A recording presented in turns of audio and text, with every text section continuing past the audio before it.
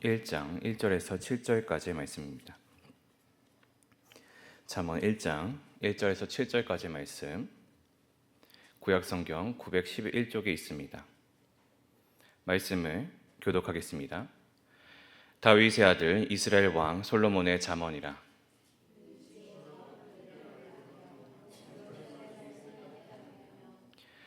지혜롭게 공의롭게 정의롭게 정직하게 행할 일에 대하여 훈계를 받게 하며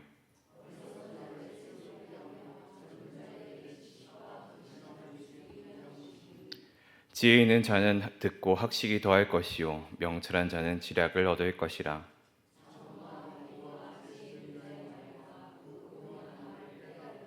함께 읽습니다.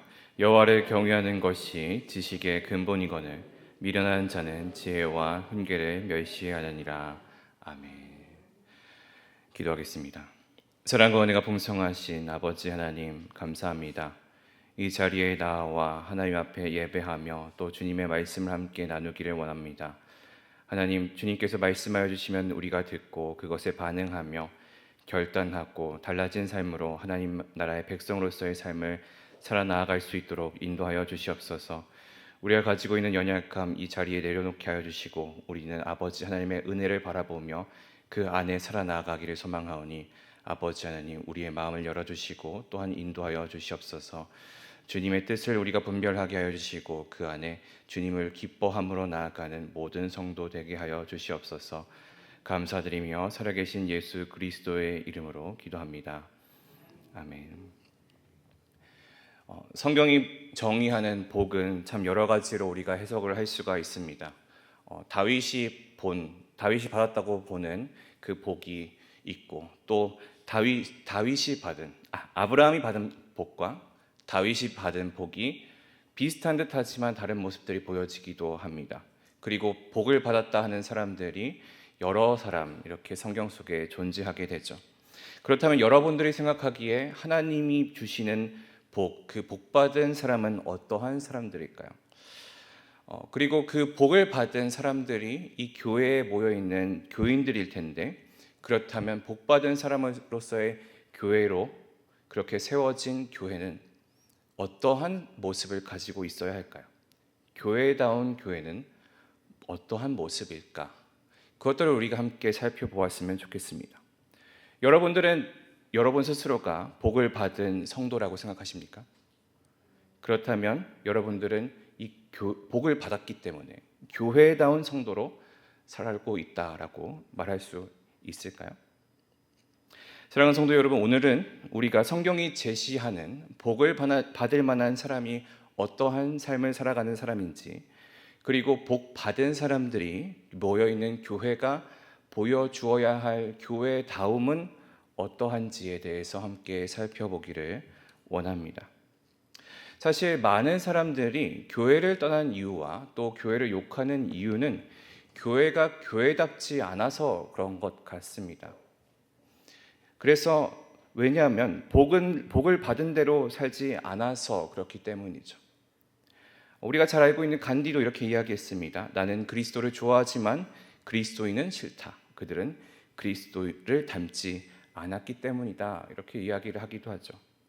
교회가 교회답지 않을 때에 세상은 교회를 냉소적으로 외면하게 됩니다. 그리고 교회를 부정적인 인식으로서 바라보게 되는 경우가 많고, 많은 매체들이 교회가 세상의 기대에 못 미쳐서 살아가고 있는 모습들을 보면서 교회다운 교회에 내가 다니고 싶다, 혹은 교회다운 교회를 보고 싶다라고 하는 이야기를 너무나 많이 듣게 되는 것이 현실입니다. 그래서 교회다운 교회가 희귀해져 버린 것이죠. 그렇다면 우리가 다시 한번 물어봐야 할 것은 복받은 삶, 하나님께 복받은 삶은 무엇이고, 그리고 교회다움이란 무엇인가? 그것을 오늘 본문을 통해서 함께 살펴보기를 원합니다. 오늘 본문 잠언 1장 1절은 이렇게 시작되죠. 다윗의 아들 이스라엘 왕 솔로몬의 잠언이라. 잠언이라는 말은 히브리어로 마샬이라는 단어를 쓰고 있는데 속담이라는 의미를 가지고 있습니다. 그러니까 다윗의 아들 이스라엘 왕 솔로몬의 속담이다. 그런데 이 성경 속의 잠언은 속담뿐만 아니라 교훈과 우화와 풍자와 수수께끼 이런 여러 가지 방법들을 통하여서 표현되어 있는 지혜 문학이다라고 할 수가 있죠. 솔로몬은 우리가 성경 속에 보기에 가장 지혜로운 사람들 중 하나로서 우리가 보고, 그리고 이 책은 이스라엘 지혜 전통의 가장 핵심이 되면서 왕이 쓴 책으로서 공적이고 왕적인 권위가 연결되어 있는 책이죠. 특별히 여기서 강조되고 있는 것은 지혜가 어디서 오는가라는 그런 질문에 대한 답을 이야기를 하고, 그 답은 하나님 언약 공동체 안에, 그 전통 안에 있다라는 것을 이야기하는 것이 잠언의 핵심입니다. 구약 시대에 언약 공동체인 이스라엘 왕국이 있었다라고 한다면 신약 시대의 언약 공동체는 교회가 됩니다. 그렇다면 교회다움은 어디서 비롯될까요? 세상 지혜가 아니라 하나님이 세우신 질서와 하나님의 지혜의 말 안에서 세워지는 것, 그렇게 시작되는 것이 교회가 되어야 할 것이죠. 이어진 2절에서 4절 말씀은 잠언 전체의 목적을 요약하면서 지혜의 4가지의 측면을 보여주게 됩니다. 첫 번째로는 실천적 지혜를 보여주고 있는데 3절을 통하여서 지혜롭게, 공의롭게, 정의롭게, 정직하게 행할 일에 대하여 훈계를 한다라고 말하고 있습니다. 일상 문제를 해결하는 능력, 관계와 공동체 안에서 신중하게 행하는 삶의 기술, 이 지혜롭게, 공의롭게, 정의롭게, 정직하게 살아나가는 것을 배우게 하는 실천적인 지혜, 결국엔 상식을 알려주는 것이다. 그 지혜의 목적이 하나가 보여지게 되는 것이죠. 사람이 상식적으로 살아가는 것에 지혜를 주는 것, 그것이 잠언이 가지고 있는 지혜의 측면 첫 번째입니다.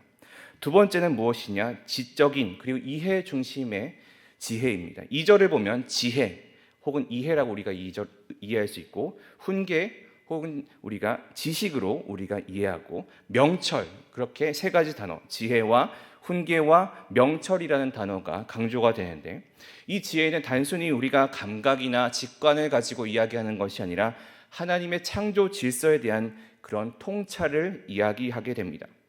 그리고 이러한 통찰에 대한 지혜, 그 모습을 보여주고 있는 솔로몬의 모습을 이야기하는 구절이 하나 있는데, 열왕기상 4장 33절에서 34절은 이렇게 이야기합니다.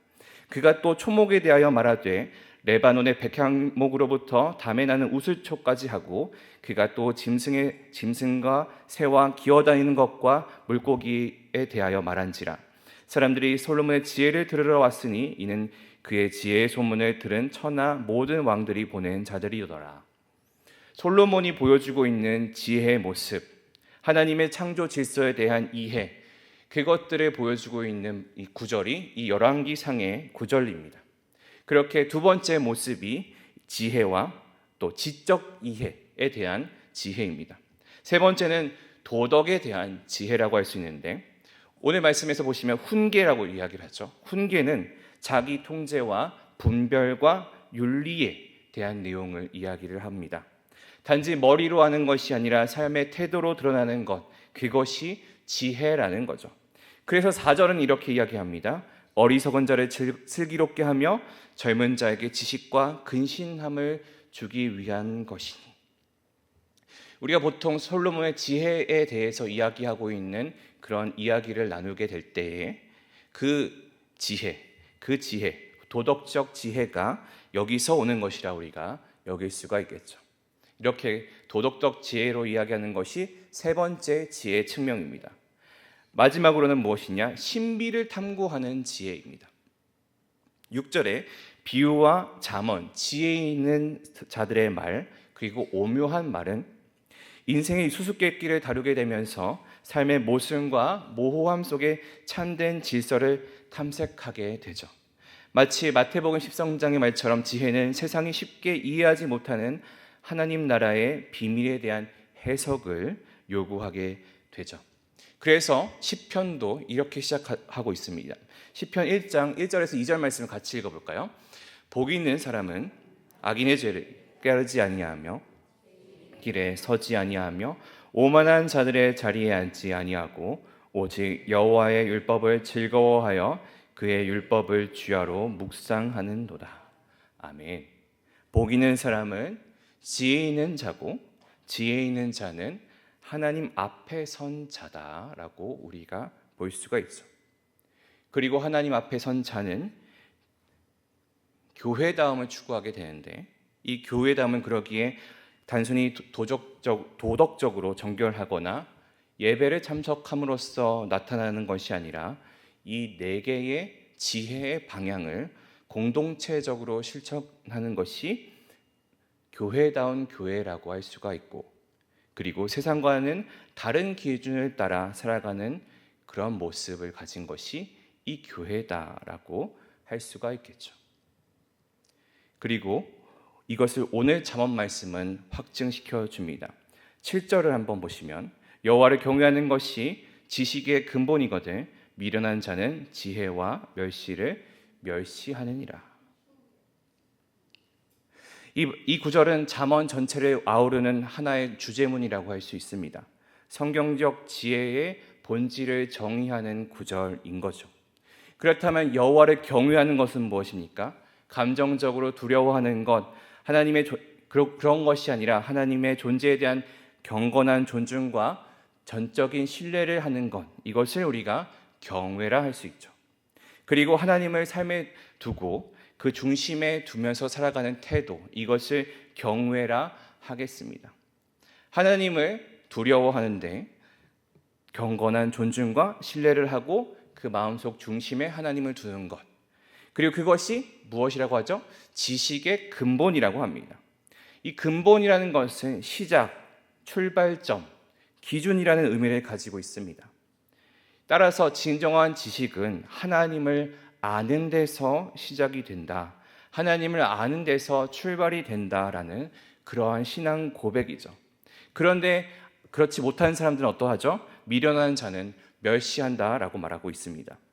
잠언 전체에서 지혜 있는 자와 미련한 자를 이렇게 이분법적으로 나누어서 표현하고, 또 하나님을 경외하는 자와 하나님을 거부하는 자를 나누어서 표현을 하게 되는 것을 우리가 보게 되죠. 세상은 하나님의 지혜를 무시합니다. 세속적인 기준으로는 여호와를 경외하는 삶이 어리석어 보이고 복과 성공은 더 즉각적이고 실용적인 방법으로 얻을 수 있다, 그렇게 이야기를 합니다. 그런데 교회는 어떨까요? 그런 모습이 아니죠. 교회는 하나님의 지혜를 존귀하게 여기고 또 그 위에 하나님 여호와의 경외함을 두는 것, 그것이 하나님을 믿는 자로서의 지혜라고 할 수 있습니다. 그렇다면 우리는 이 여호와를 경외하는 것을 어떻게 이해하고 살아갈 수 있을까요? 삶의 고난이 닥쳐올 때에 진짜 지식의 근본이 무엇인지가 드러나게 됩니다. 그리고 그것은 고난인 거죠. 고난은 세상의 진위를, 신앙의 진위를 드러내는 시험지로서 쓰여지게 됩니다. 그래서 성경은 우리에게 두 가지의 길을 보여주는 거죠. 한 사람은 경외함으로 고난을 통과하게 되고, 또 다른 사람은 고난 속에서 하나님을 원망하며 경외를 포기하게 되는 방식으로 말이죠. 그렇기에 여기서 분명해집니다. 진짜로 그 복 받은 사람은, 교회의 다음을 추구하면서 살아가는 사람은 복이 아니라 경외로 시작하는 그런 믿음을 가진 삶이다라고 할 수 있죠. 복이 있을 때만 하나님을 경외하는 것이 아니라 잠언이 이야기하고 있는 지혜는 하나님 앞에서, 또 우리의 삶에서 고난이 다가와도 하나님을 붙잡고 있는 삶을 말하는 것이죠. 복이 있을 때 하나님을 경외하는 것은 사탄이 말하는 조건부 신앙에 가깝다라고 할 수가 있습니다. 이러한 관점에서 오늘 잠언 본문은 교회다움의 기초를 이렇게 제시합니다. 바로 하나님을 중심에 두고 지혜롭고 정직하게 공동체 안에서 살아가는 삶, 그것이 교회다움의 기초이고 또 하나님께 진정한 복을 받아 누리는 사람의 삶이다 할 수 있겠죠. 이 지혜는 우리의 관계, 우리의 언어, 판단, 고난 속의 태도, 이렇듯 모든 삶의 영역에서 스며들어야 하고, 특별히 공동체 안에서 이것이 훈련되고 적용될 때에 교회다움이라는 열매로 맺히게 될 것을 믿습니다. 그래서 우리가 다시 한번 기억하기 원하는 것은, 잠언이 말하는 지혜는, 그 지혜의 삶은 단순히 똑똑하거나 계산적인 삶을 이야기하는 것이 아니라 하나님을 중심에 두고 정직과 공의, 악을 떠나는 것, 겸손과 경외함으로 살아가는 삶입니다. 그리고 그것이 하나님과의 올바른 관계를 통해서 흘러나오는 삶의 능력이 되는 것이죠. 그리고 이러한 삶에는 반드시 열매가 따르게 되는데, 안정과 번영과 영향력과 공동체적인 신뢰, 이것이 지혜의 삶이 맺어지는 열매이고, 그러나 더 본질적인 복은 고난 속에서 하나님을 잃지 않고 바로 경외로부터 시작된 신실한 믿음인 줄 믿습니다. 그리고 이 복은 내 삶의 축복이 아니라 아브라함에게 하나님께서 주셨던 복과 연결이 되죠. 창세기 12장에서 이렇게 이야기합니다. 내가 너로 큰 민족을 이루고 내게 복을 주어 내 이름을 창대하게 하리니 너는 복이 될지라. 이 말씀을 통하여서, 또 아브라함에게 주신 복을 통하여서 우리는 복을 세 가지 모습으로 나누어서 생각할 수가 있는데, 그것은 하나는 땅이 됩니다. 삶의 기반이 되고, 두 번째는 자손이 되어서 미래와 생명을 이야기를 하게 되며, 세 번째는 복 그 자체, 흘러가는 은혜를 이야기를 하게 되는 거죠. 결국엔 잠언의 삶은 하나님께서 의도하신 복의 삶이고, 그리고 교회는 이러한 삶을 지향하는 공동체입니다. 이렇게 끝나면 참 좋을 것 같지만, 우리가 생각해야 될 것은 문제가 우리의 삶에 다가온다라는 것이죠. 분명히 내가 하나님을 경외하면서 그렇게 올바르게 정직하게 공의롭게 살아가고 있는데, 그런데에도 고난을 겪게 된다 말이죠. 잠언대로 살았는데 고난을 만난 한 사람이 성경에서 등장하고 있는 것이죠. 성경은 그를 이렇게 표현하게 됩니다. 그 사람은 온전하고 정직하여 하나님을 경외하고 악에서 떠난 자더라. 누군지 아실까요? 욥입니다. 욥은 잠언이 이야기하고 있는 그 삶을, 그 지혜의 삶을 충분하게 그대로 살아나왔던 인물인 거죠. 하나님께서도 그를 직접 그러한 사람이다 인정하시는데, 욥기 1장 8절 후반절에 이렇게 되어 있습니다. 내가 내 종 욥을 주의하여 보았느냐? 그와 같이 온전하고 정직하여 하나님을 경외하며 악에서 떠난 자는 세상에 없느니라 라고 이야기를 하고 있습니다. 우리가 함께 살펴보았던 잠언 1장에서 7절의 말씀, 그리고 우리 시편에서 보았던 그 복 있는 삶의 모습, 이 모든 것들을 다 가지고 있었던 한 사람이 있었는데, 그 사람이 욥이었고, 그것을 사람이 인정하는 것이 아니라 하나님께서 인정해 주셨다라고 우리가 직접 이 말씀을 통해서 보았죠. 그는 많은 자산을 가졌고 복을 받았던 사람이었습니다. 동방에서 가장 훌륭한 자로 평가받았습니다. 말 그대로 잠언적 삶의 전형이고 잠언적 삶을 살아나간 사람의 그 성공 모델이 된 것이죠. 그런데 그의 삶에서 그가 알 수 없는 이유로 고난에 빠지게 됩니다. 자녀가 죽고, 재산을 잃고, 건강이 무너지고, 친구들에게 외면받습니다. 이 모든 것이 단 한순간에 무너지게 되죠. 사탄은 하나님 앞에 이렇게 말합니다. 욥기 1장 9절인데요. 사탄이 여호와께 대답하여 이르되 욥이 어찌 까닭없이 하나님을 경외하리이까. 사탄은 욥의 신앙이 조건부 신앙이다라고 비난하게 되죠. 그리고 하나님께서는 이 신앙의 진실함을 입증하기 위하여서 욥의 고난을 허락하십니다. 욥은 수많은 고난을 받고도, 모든 것을 잃고도 이렇게 고백합니다. 1장 21절 말씀인데요. 이르되 내가 모태에서 알몸으로 나왔사온즉 또한 알몸이 그리로 돌아갈지라. 주시니도 여호와시요 거두시니도 여호와시오니 여호와의 이름이 찬송을 받으시니이다 하고, 욥은 그러한 상황 속에서도 모든 것을 주시니도 여호와고 거두시니도 여호와다라는 고백을 하며 하나님의 이름을 찬송하였습니다.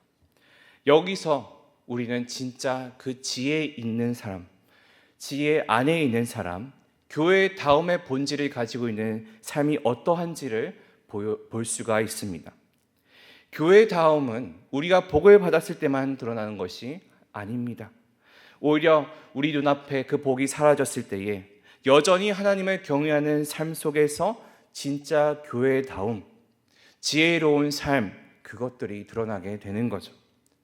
반대로 욥의 아내는 이렇게 이야기했습니다. 그의 아내가 그에게 이르되 당신이 그래도 자기의 온전함을 굳게 지키느냐? 하나님을 욕하고 죽으라.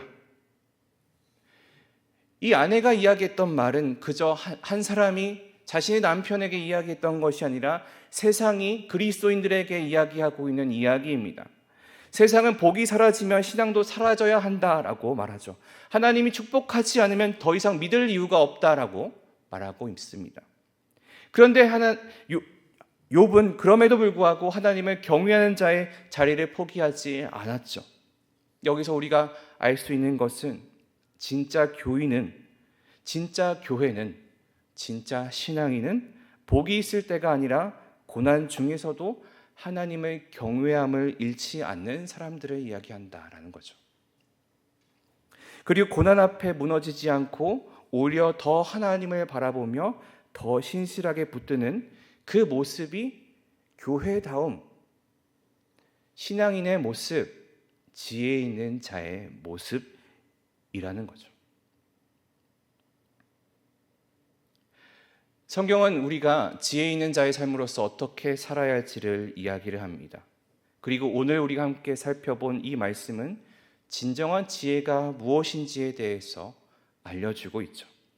지식을 많이 쌓고 많은 것을 아는 것, 그것이 지혜로운 것이 아닙니다. 세상을 살아가면서 많은 돈을 벌고 재치 있게 살아갈 수 있는 것, 그것을 지혜롭다라고 하지 않습니다. 잠언이 우리에게 알려주고 있는 지혜는, 우리가 삶을 통하여서 이루어내야 할 지혜는 하나님을 경외하는 데에서 시작한다라는 걸 우리가 기억하고 또한 믿기를 원합니다. 그러나 욥의 삶은 우리에게 묻는 것이 있죠. 과연 경외함이 복이 사라질 때에도 남아있을 것인가? 내 삶에 그 부귀영화, 누리고 살아가고 있었던 것이 다 사라진다 한들 내가 그 안에서 하나님을 경외함으로 살아가게 될 것인가? 성경은 그것을 우리에게 묻고 있는 것입니다. 욥의 삶이 그것을 우리에게 묻고 있는 것이죠. 내가 지금까지 누려온 것, 내가 지금까지 쌓아 올린 것, 그 많은 것들이 있습니다. 교회에서, 교회 밖에서, 세상에서, 우리 가족들 안에서 쌓아온 것, 이것이 하나님이 나에게 주신 복이다라고 여겼던 그 많은 것들이 다 사라졌을 그때에도 내가 하나님을 경외할 수 있는가?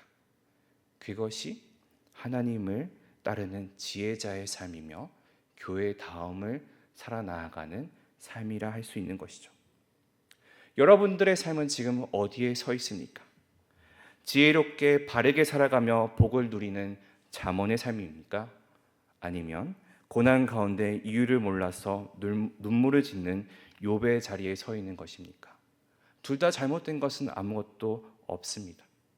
근데 지금 나의 모습은 어디에 있는가를 살펴보기를 원한다는 거죠. 특별히 스스로 고난의 자리에 있다라고 생각하시는 분들께 또한 묻고 싶습니다. 복이 사라져도 여러분들은 하나님을 여전히 경외하십니까? 그리고 고난 속에서 신앙의 무릎을 꿇고 계십니까? 아니면 경외를 내려놓고 세상의 논리와 세상의 방식을 따라서 살아가고 계십니까? 복을 누리고 있든 고난에서 고통을 받고 있든 둘 다 신앙의 여정 안에 있는 것입니다.